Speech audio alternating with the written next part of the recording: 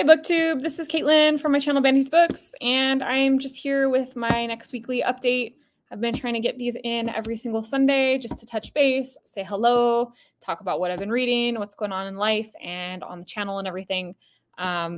So just kind of an informal video structure here. So as always, I'm going to start with just life updates.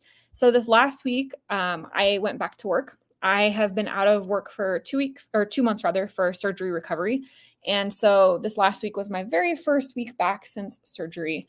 I'm just doing like half weeks right now. I'm not doing my full 40 hours just to give myself some time to readjust to working again. My job is very physically demanding and it requires some 12-hour days and things like that. And so I didn't want to just jump straight back into full time. So week went really well. Overall, I'm feeling pretty good with the 20 hours. Work seemed to work out. Sorry, the lights are kind of weird here. There we go. That's a little better. So work went well. I didn't have too many issues. A little bit of fatigue just as I'm getting used to like moving again, but that's normal. And it was nice to kind of be back into the swing of things. So all good there. And then today, I went on a little adventure. So Oz and I decided on a rule recently where each month we each have to plan a surprise date. So in the first half of the month, he plans a surprise date. And in the second half of the month, I plan the surprise date. So today was Oz's surprise date. So we drove from Las Vegas to the town of Boulder, Nevada, which is about like 30 minutes from where we live. And we went to this cool little bar and had some hard seltzers and then wandered down to this really nice Spanish restaurant that opened up there and had kind of like a lazy late afternoon lunch, a bunch of tapas and stuff. And so that was a lot of fun. I really enjoyed that. I'm a chef for a living and I'm really into food and eating out. So, you know, I think Oz hit the nail on the head with that particular plan. And then from there, we wandered over to, there's like a coffee shop bookstore in Boulder that I really like called Boulder Dam Brewery. And so we got some nice iced tea to kind of refresh before the drive home. And, you know, I can't go to a bookstore without picking up a book. So I picked up this book. This is called The Affairs of the Falcons by Melissa Rivero. This is a book about a Peruvian family living in the United States. And Melissa Rivero is born in Lima, Peru, and then grew up in Brooklyn. So I think that this is kind of it's not biographical, but I think that her, like the characters that she wrote within the book are maybe based partially on her own experiences. Not a book that I was super familiar with, nor an author that I was familiar with. So I'm really looking forward to checking this out. I really like the cover design. Hey, Ellen, how are you doing today? How's OB better than PB? Cool trip to Nevada. OB. So like for San Diego, Ocean Beach versus Pacific Beach. It just depends what you're going for. If you are going for like more of the club scene, then I would suggest Pacific Beach. That area has like a lot of like nightlife. There's a lot of really good restaurants. My favorite restaurant in Pacific Beach would be Costa Brava. It's a Spanish restaurant. It's really good for tapas and things. But OB has a really cool vibe too. And if you're there like on a Wednesday, they have a really cool farmer's market with lots of really good food and like little local eats and things. So both places are cool, but it's just a different vibe. Hey, Caitlin, I love that idea for a date day. Yeah, so I think when we started coming up with that idea, it was because I kind of felt like I end up like picking the restaurants a lot and doing some of the plans a bit more. And then also just in general, like obviously we both like different things for dates. So by doing this, it kind of forces us each to plan a date for the other person instead of like what we want to do. So it's kind of nice. Like I was picking out a restaurant, like the restaurant thing is much more like my sort of thing. So it's kind of cool to see him plan something that he thought I would enjoy. And now it's my turn to plan something for him that I think he'll enjoy. So not this coming weekend, but the weekend following will be my turn for the date. And a book acquired, win-win. Yes, of course. That's what I said. I was like, he knows me. We went and got something to drink, had really good food, and then I got to get a book. Perfect. I love both beaches. Used to live in La Mesa, Taco Tuesday on the beach. Yeah, so my parents are like in the Mira Mesa area. That's where I grew up. So PB is a little closer than OB, but I like both areas as well. Typically, like if I was just going to go lay on the beach, I usually would have headed to La Jolla Shores. Date night is excellent. Indeed, it is excellent. And like I said, you know, the way that we're setting this up now, it just kind of gives us each a chance to be thoughtful about planning something for each other. So hopefully that'll work out really well. I was really appreciative of today. So Mission Beach for Carnival. Yeah, Mission Beach is a fun area too. We used to go jet skiing a lot in Mission Beach. My best friend and her family, they have boats and jet skis. And so like we would go down to Mission Beach, get like the whole family together, barbecue, be out in the boat and the jet skis all day. So quite a lot of fun. La Jolla for the seals. Yeah, so that's the Cove. So I don't go to the Cove that much unless like I'm going to go with tourists to like show them because it's nice. But for like sand beaches and like swimming and stuff, I really like the shores. And then the shores are nice because you can like walk into town to get something to eat. So that's like my typical San Diego beach spot.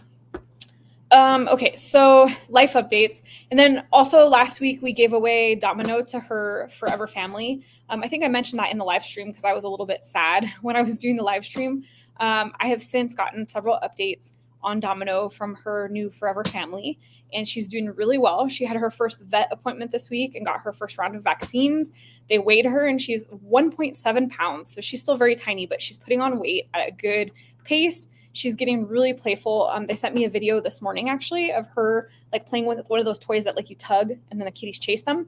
And she's learning to jump really high, which is good because when she left me, she still hadn't developed the ability to jump high. She could jump far, but the height was still, she was still working that out. So it was really cool to see that she's doing well. It was really hard for me to give her away. I was really sad to give her away. Honestly, it was a little bit harder than I expected. So it's been really good for my heart to hear all week that she's doing really well. And they've been bombarding me with pictures and videos. They're good friends of mine. So I'm sure they'll keep us up to date as she grows.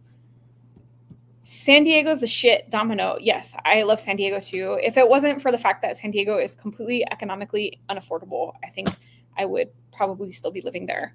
I hope that, eventually Oz and I will move back there. But for the moment, it's just not real realistic. I rewatched the live stream, but I don't think I commented. I was sad for you, but that's amazing for Domino. That's okay. You don't have to comment on everything. Yeah, I definitely was a little bit sad. We went into it knowing that Domino was going to be a foster, so I tried to keep that in mind. But of course, like you get attached, and I've since gotten in touch with the local foster community here in Las Vegas, and I have found that most fosters actually won't even take in single kittens for that reason because you get just so attached to an individual kitten as opposed to like if you have a whole pack of them. So that makes sense. And since then, since we had such a good experience with Domino, Oz and I have actually talked about maybe fostering some more kittens. There is a really cool charity here in Las Vegas called Heaven Can Wait, and they have a feral cat program, or it's called a community cat program. And basically they'll go into like apartments and like business parks and stuff, and they'll trap all of the feral cats, and then they vaccinate them and spay and neuter them so that they don't continue to reproduce unchecked. And if there's any kittens that are like young enough where they can like socialize them, then they'll socialize and adopt out the cats. Or even the older ferals that are like friendly, they will adopt them out. And so they're always looking for fosters, especially for kittens, because they, go in and rescue all these kittens and cats. So I've been in touch with the owner of that charity and that program. We actually have a lot of ferals here in our apartment complex, which is how we came across Domino. We found her after her mama had abandoned her. And so we're hoping to trap quite a few of the cats and whatnot in our apartment complex. A lot of them are really sick and not in great shape. And so we want to kind of help get them into a better place and then maybe help rescue some of the kittens and help get them rehomed. Let's see. Hey, Sheila, hope your Sunday has been good. Yeah, so I think you popped in probably after the last little update, but we're having an excellent Sunday here. I hope your Sunday is good as well. Becoming a foster would be amazing. Yeah, I really like the idea of fostering more. Again, it's, not the easiest emotionally, but I think it's better when you can console yourself with the fact that like, hey, these cats or dogs or whichever animals you're fostering are going to go to a good home afterwards. I had a foster dog, but ended up keeping him. Yeah, I'm sure at some point, like I'll foster fail if we do continue to do fostering. I almost did with Domino. Honestly, I would have loved to have kept her. She's just the sweetest, coolest little kitty, and she had such a great personality. The thing is that we're just not in the right place right now. We're in a small apartment, and with Luna, me, Oz, and then if you added a cat, it just would be too much. And so I've actually read that in terms of fostering, that's like the best scenario to be in, is to foster pets that don't fit your life long term, because then you have less like desire to keep them long term, or not that you don't want to keep them long term, but you're just not in a situation to keep them long term. So that's kind of us right now. And then as we eventually move into a bigger place or buy our own place, then we'll consider foster failing, but like on purpose. Fostering is a great thing. Yeah, it's definitely, like I said, it was sad, but it's been really rewarding to see Domino's family. Just, they love her. They're taking really good care of her, and they've been really grateful, and they've been sending me a lot of updates and everything. So totally worth it.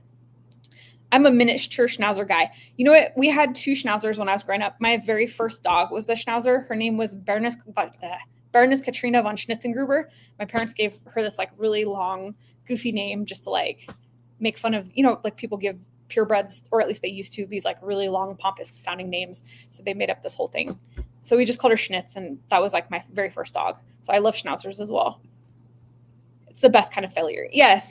I mean, it's a win-win. Like, you foster fail, or you foster and you give the cat away or the animal away. Either way, the animal has ended up with a, good family. Yeah, Sheila, I think I'd be a foster failure, but fostering will save so many lives. I applaud you. Exactly. And again, it's like, if you keep the animal or you give the animal to a good home, the animal either way has still found a good home.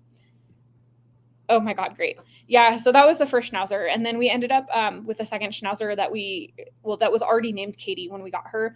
An elderly lady had unfortunately passed away, and her dog needed to be rehomed. She was a little bit older. And so my mom happened to be put in touch, and we ended up taking her. So 2 schnauzers so far. They're such cool dogs.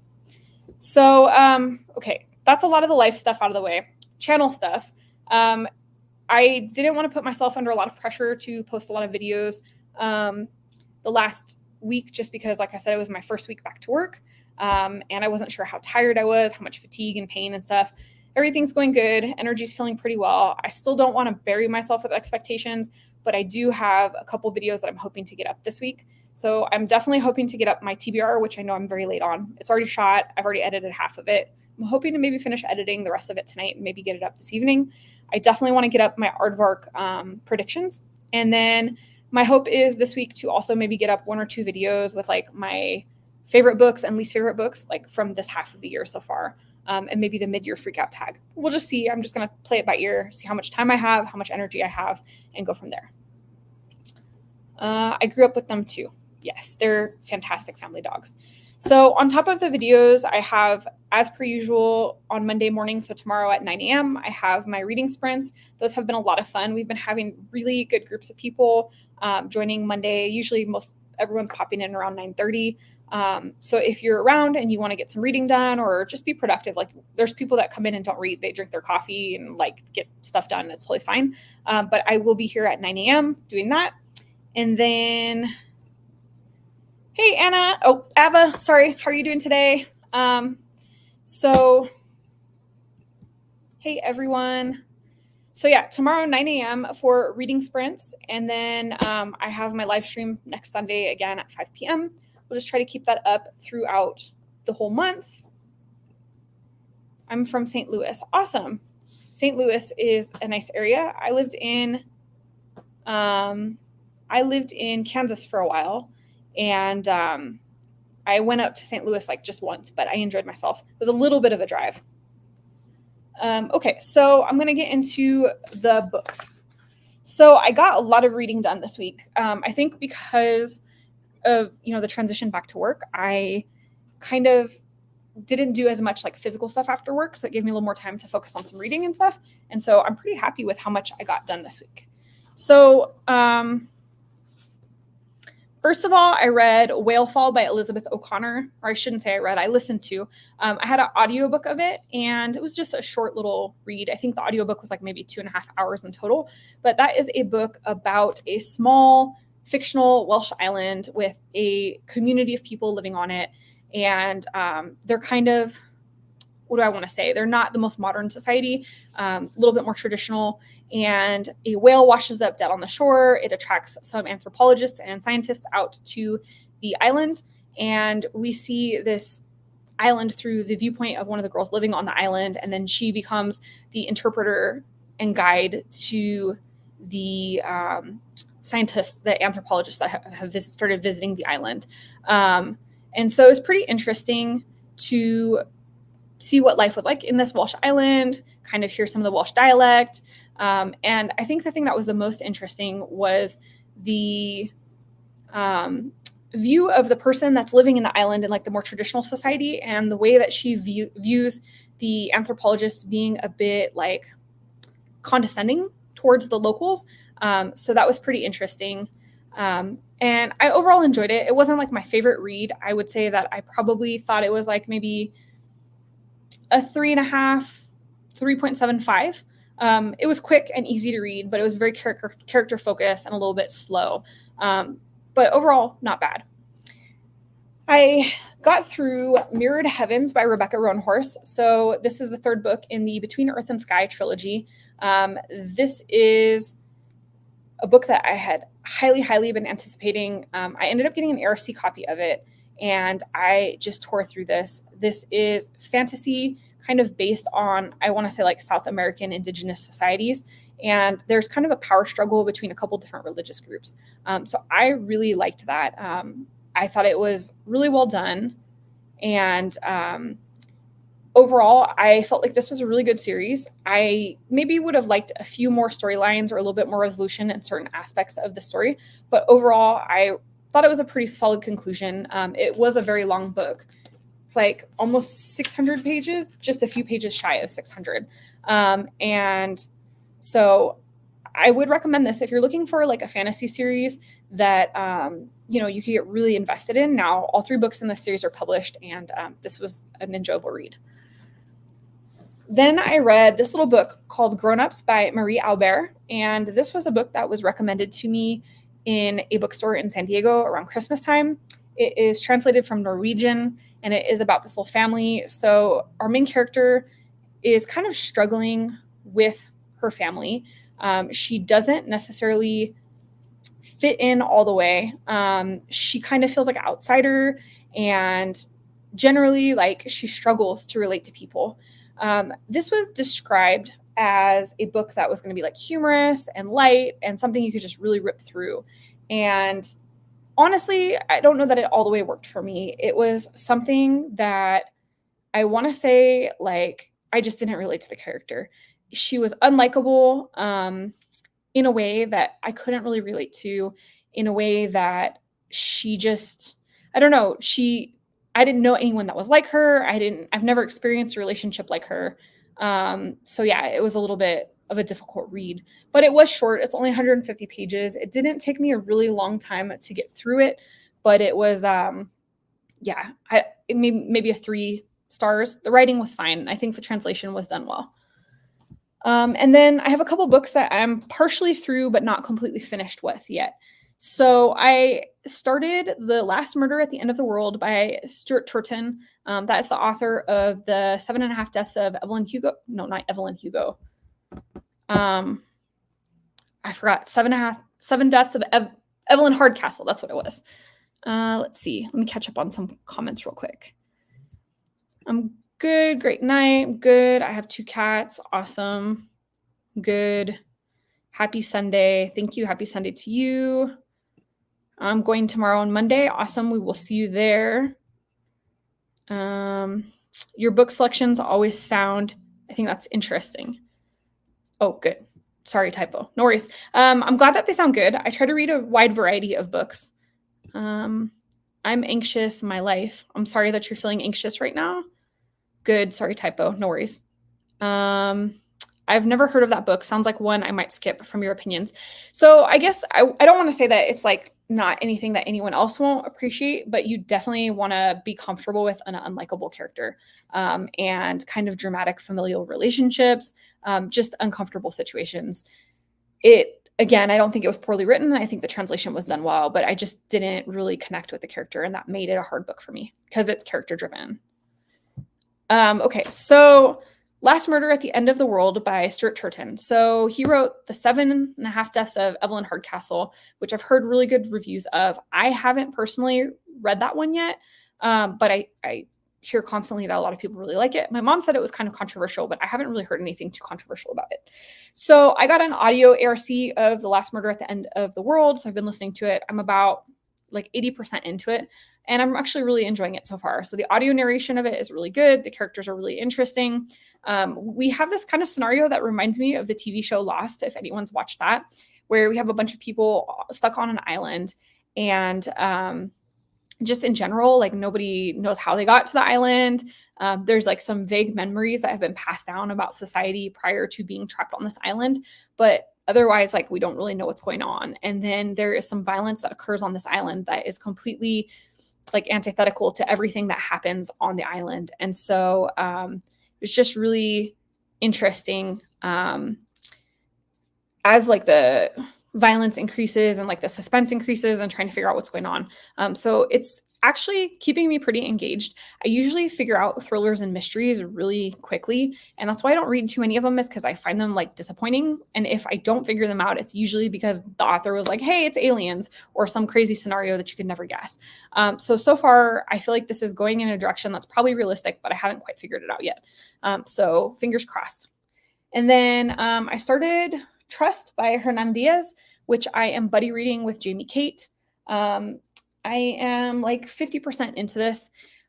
I am liking it so far. It's a little bit slow. It focuses on a Wall Street tycoon and some questionable decisions that he makes around the health of his wife. Some of it was very hard to read. I don't always like love every section of the book, but overall, I think the story is pretty interesting. I'm curious to see where it continues to from where I'm at now. Okay. I always end up getting thrillers from the library because I usually don't give them 5 stars, and I wouldn't reread anyways. That's a really good plan. So a lot of the times for me, if I'm going to try a thriller, I will actually just get the audiobook on Libby, just because it's the easiest, most accessible, convenient way. And same thing, no like cost up front, because I also tend to not love thrillers. It's just so few and far between the thrillers that I really, really enjoy. So from there, I have Friday Black by Nana Kwame Adjei-Brenyah. So I started this during the reading sprints on Monday, and I'm 33 pages in. That is like through the first 2 stories and like partially into the 3rd story. This is a short story collection that is focused on race in America, and it has a lot to say. Like the first story is super impactful, really brutal. This is not a book to read if you are easily triggered. It really delves deep into some difficult themes and topics, but I think it's really well written. Adjei-Brenyah is one of my favorite authors, and so I'm really enjoying this. I guess that's weird to say. It's hard to say you're enjoying it because, again, it's about really difficult topics, but it's really well written and thought-provoking, which is something I really appreciate in a book. And then the last of the books that I've started but have not finished yet is Annie-Bot by Sierra Greer. So I picked this up the other night. I have sometimes I have ADHD, and so sometimes it's hard for me to focus on one specific book at a time. That's why I usually have a couple books. Like in these updates, you'll see, I have 2 or 3 things going. So the other day I was like getting ready for bed. I'm like, I don't want to listen to my audiobook. Friday Black's not the right book to read before you're going to go to bed. You're trying to decompress, and neither is Trust, really. So I was like, I need to pick up something. And I remember that Scott at Gunpowder Fiction Plot really loved Annie-Bot, and I've been meaning to read it.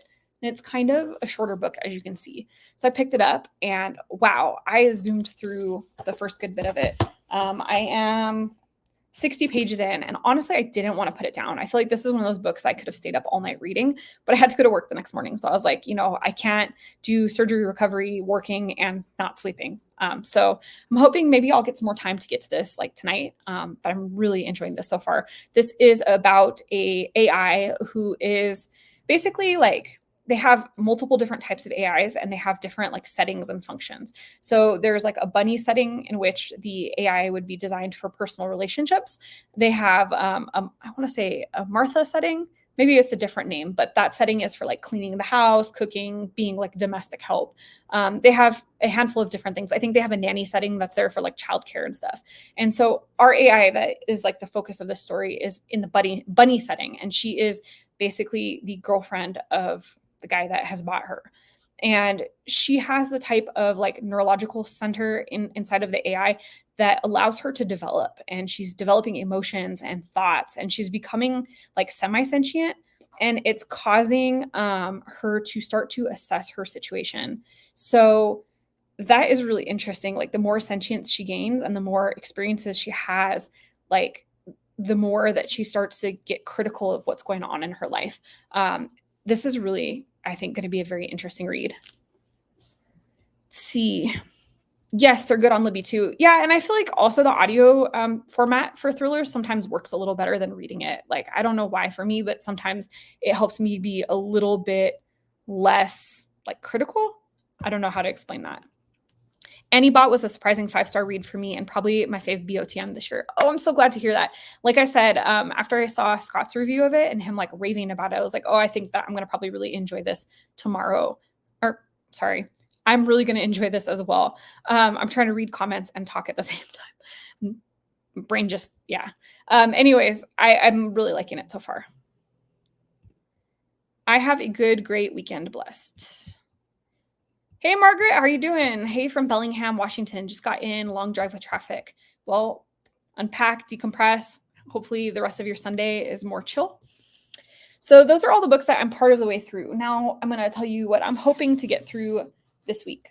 So I also finished this week 2 books for the BookTube Prize. So I have 3 books left in the category that I'm reading. And so I definitely need to read one more BookTube Prize book this week and then probably the last 2 next week. On top of that, I am hoping to maybe either get to Beautyland by Helen Marie Bertino or Fire Exit by Morgan Talty.